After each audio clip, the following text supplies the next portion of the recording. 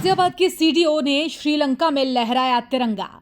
अभिनव गोपाल ने पाक स्ट्रेट पार कर रचा इतिहास।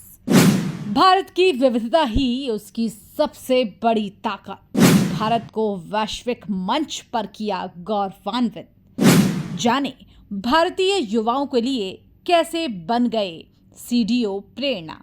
सीडीओ अभिनव गोपाल ने श्रीलंका में लहरा दिया है तिरंगा। जी हां, गाजियाबाद के मुख्य विकास अधिकारी अभिनव गोपाल ने श्रीलंका से भारत तक समुद्र के रास्ते तैराकी कर एक ऐतिहासिक उपलब्धि हासिल की है। उन्होंने पाक स्ट्रेट में तैरते हुए 28 से 30 किलोमीटर की दूरी पार की और थल्लाई मनार श्रीलंका से धनुषकोडी भारत तक लहराते तिरंगे के साथ पहुंचे।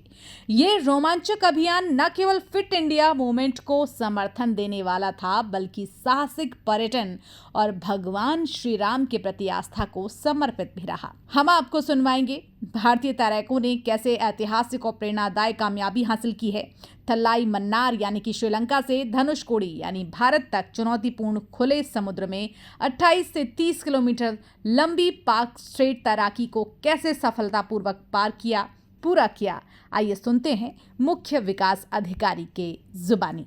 बेसिकली ये जो तैराकी थी ये पाक स्ट्रेट कहलाता है, जो राम सेतु हम लोग जानते हैं, हम लोग ने सनातन धर्म में हम लोग सुने हैं और जो देखा है और अभी एग्जिस्ट भी करता है। उसी के बगल में तलाई मन्नार श्रीलंका से लेकर धनुषकोडी रामेश्वरम भारत तक की जो एक कही जाती है, जो एक वाटर बॉडी है, जो स्ट्रेट कही जाती है, दो बड़े सागरों को जोड़ने वाली एक छोटी स्ट्रेट जिसे कहा जाता है।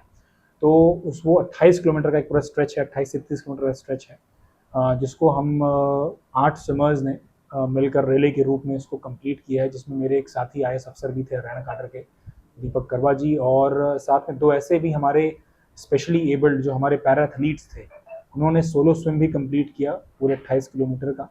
तो हमारी ये पूरी टीम जो है इस पूरे टास्क को करने के लिए गई थी, जो हमने 18 अप्रैल शुक्रवार को इसको कंप्लीट किया। क्या कुछ मैसेज था? बेसिकली इसके पीछे बहुत सारे मैसेजेस हम लोग लेकर गए थे।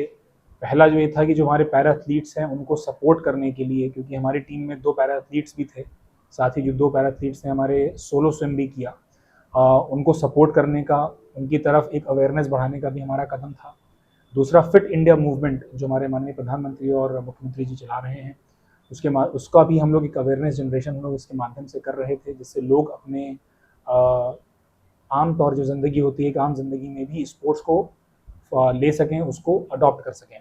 तीसरा हमारा एक जो एडवेंचर स्विम जो एक होता है, जिसमें कहते हैं एक 7 सी की स्विम भी कही जाती है, तो उसमें हम पाक स्ट्रेट की भी इस स्ट्रेट को हम उसमें शामिल करने के लिए एक मैसेज इसके माध्यम से दे रहे हैं, जिससे विश्व भर के जितने बड़े बड़े हमारे तैराक हैं वो इस पाक स्ट्रेट को, जो हमारे राम सेतु के बगल में, इसको स्विम करके सिर्फ हमारे इस पाक स्ट्रेट का ही नहीं, राम सेतु के बारे में भी पूरे विश्व भर में इस चीज़ की एक अवेयरनेस फैलाएं।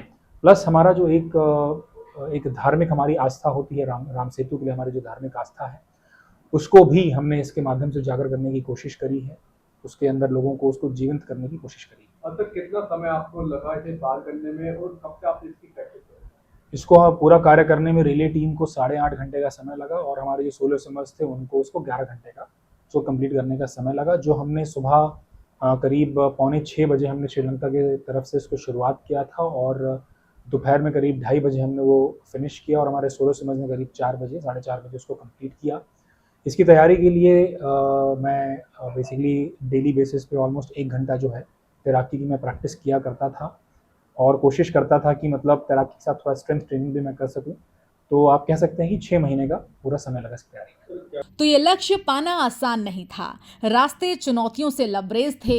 इस दौरान उन्हें तेज हवा का सामना करना पड़ा, समुद्री धाराओं का सामना करना पड़ा, लेकिन टीम ने असाधारण साहस और एकजुटता के साथ ये उपलब्धि हासिल की। मुख्य विकास अधिकारी की माने तो फिट इंडिया मूवमेंट को समर्थन, साहसिक पर्यटन को प्रोत्साहन और भगवान श्री राम के प्रति धार्मिक और सांस्कृतिक आस्था का सम्मान, ओपन सी स्विमिंग को बढ़ावा और भारत की विविधता में एकता का उत्सव जैसा उनकी टीम को लगा।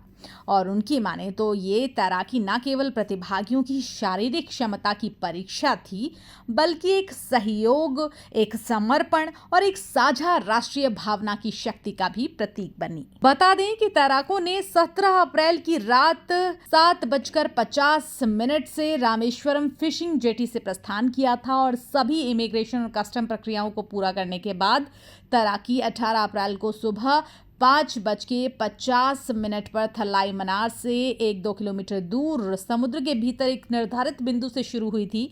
क्योंकि श्रीलंका की सीमा में सीधा प्रवेश निषिद्ध है, ऐसे में 8 सदस्यीय रिले टीम ने 8 घंटे 30 मिनट में पार्क स्ट्रेट पार कर ली।